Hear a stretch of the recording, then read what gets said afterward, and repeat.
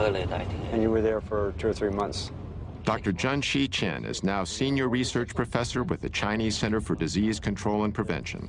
He first met Dr. Campbell at Cornell in 1980, when he was a member of the Chinese Institute of Food and Nutrition Science. The Cold War was just beginning to thaw, and Dr. Chen was among the first senior scientists from China to visit the United States. By then, Dr. Campbell had become one of the most distinguished nutritional biochemists in the world. When they discovered this book, a significant collaboration was born. This is the Atlas of Cancer Mortality in China. Published in 1981, the Cancer Atlas was the result of Zhou and Lai's nationwide study. It showed a highly unusual geographical distribution of different types of cancer in China, which tended to be clustered in certain hotspots. The same was true with cancer after cancer, and the counties with the highest levels were often far greater than the counties with the lowest levels.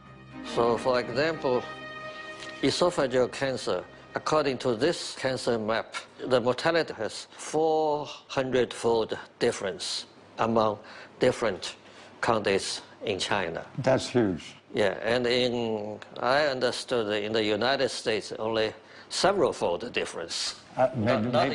Maybe twofold is another. That's all we see. Yeah. So that caught our attention in terms of why. Because they are all Chinese. Genetically, they are all the same. And why they have so much difference in single cancer mortality. So we believe it has to be related to the environment, the big environment.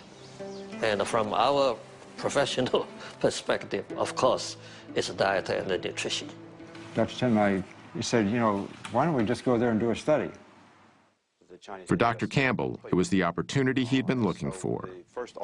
Among other things, he could examine how his observations about liver cancer in Filipino children and the findings from his lab studies applied to a large human population.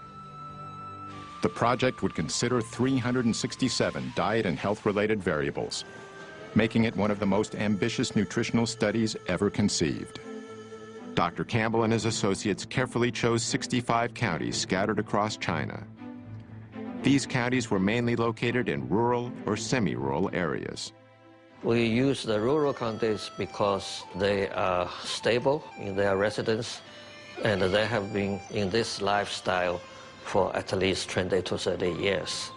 More than 350 workers were trained. They carefully surveyed the diet and lifestyle of 6,500 people in the chosen counties.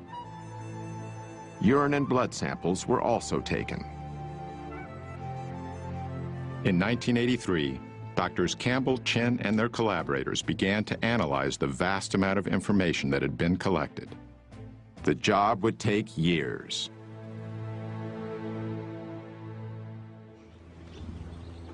After 8 weeks eating plant-based foods, Joya Coyne was still off all his medications.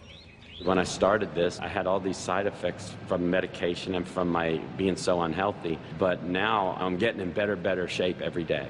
I feel more healthy. I very seldom get tired during the day. I just feel so good all the time. This is a scale that I weigh myself on, and it started about 8 weeks ago, way up here around 218, 220, and now it's bouncing between 180 and 185. None of my belts fit. This one here, I actually had to have 2 new holes punched in because I like the belt so much. Nothing fits. I got to go shopping. It's just everything, all my clothes. A good problem to have. It's been fun for him because I think he's learned, in addition to the fact that he's seeing such great results, that he loves it. I don't think he'll go back to this old ways. He feels too good, and he likes, I mean, even if he started to go off a little bit, he feels too good, his energy's too good, he looks younger. And the fact that he would have to go back on all the meds, if he did, I think that that's a huge motivation for him to maintain the lifestyle.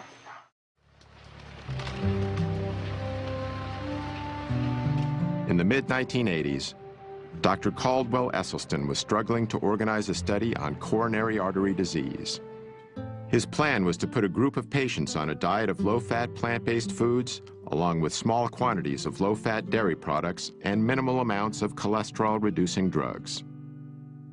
And slowly, over the next 18 months, I got the 24 patients that I had asked for. But the ones they sent me were a little bit sicker than I had thought. These were patients who had failed their first or second bypass operation. They had failed their first or second angioplasty. And there were 5 who were told by their expert cardiologist they would not live out the year. One of the most gravely ill patients was a 59-year-old speech and communications teacher, Evelyn Oswick. Ate all the chocolate candy I could eat, ate every donut I could put my hands on. Oh, I just love things like that, a lot of gravy. And then I have had 2 heart attacks before I met Dr. Esselstyn. When I had the second heart attack, the doctor said that I should prepare for death, really is what he said. And I looked at him and I said, do you really mean that what you want me to do is buy a rocking chair and just sit there and rock away and wait? And he just looked at me and he said, yes, that's just exactly what I'm saying.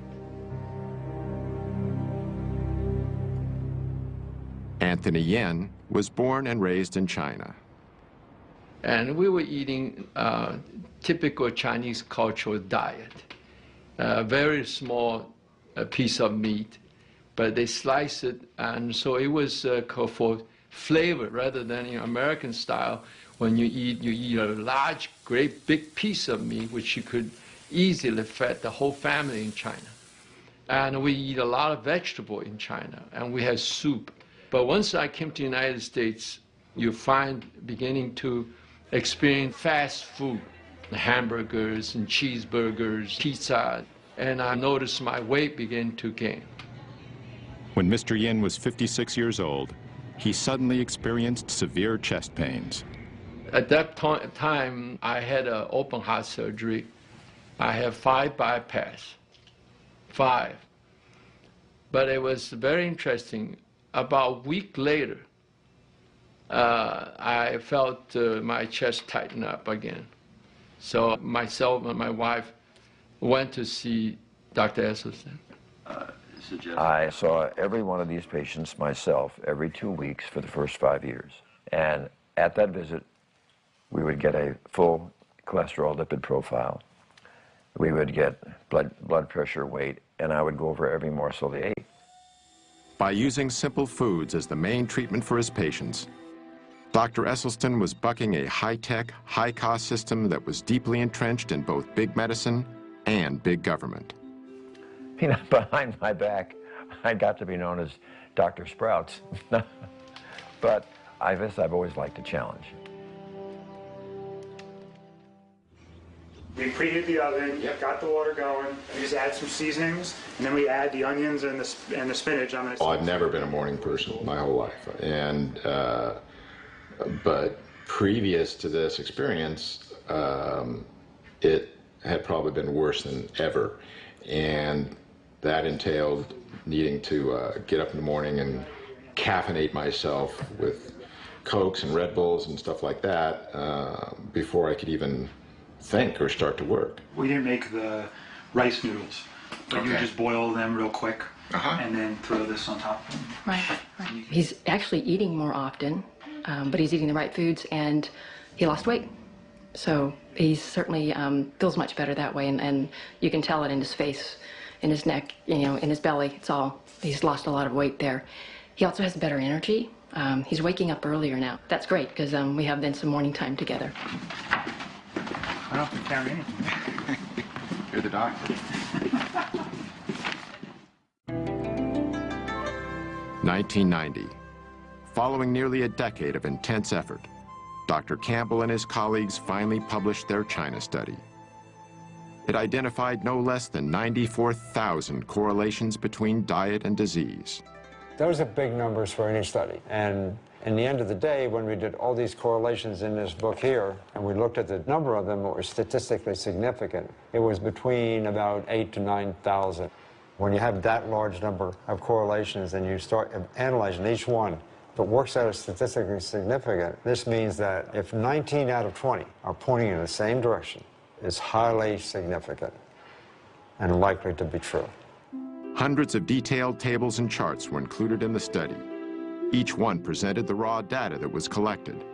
Then, this information was cross-referenced in multiple ways to demonstrate its reliability and to show how it linked with the 367 variables the study examined. I think the major message we got out of all these correlation analysis is only one message.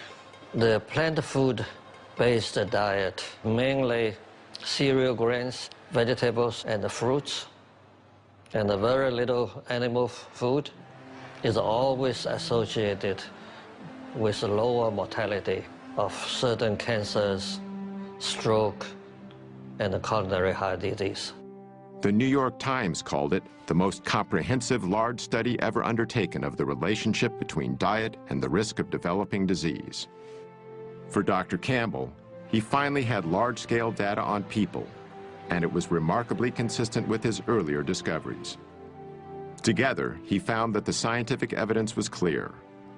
Whole plant-based foods were beneficial to human health, while animal-based foods were not.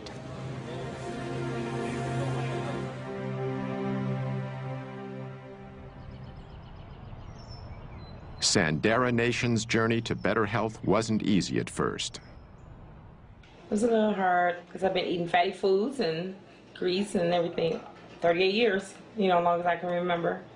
So it was kind of hard to go from that to changing the next day completely. I started a journal for maybe the first 3 weeks. Write down my feelings and emotions, what I felt like, so that other people could know it's okay to feel that way. Along the way, Sandera had strong support from Dr. Esselstyn and his wife, Ann. They keep in touch, and they're like, we haven't forgotten about you. And I know they haven't. I really feel here that they haven't. I went to Walmart this day. I had wanted a Subway sandwich, and I said, I'm going to get me that meatball sub. I then received a call while I was at Walmart from Mrs. Esselstyn, as if they knew I was weak at this moment. She stated, promise me you will not eat anything from Walmart. Gave me chills to know that she called at that moment. Therefore, I left the store without getting that meatball sub.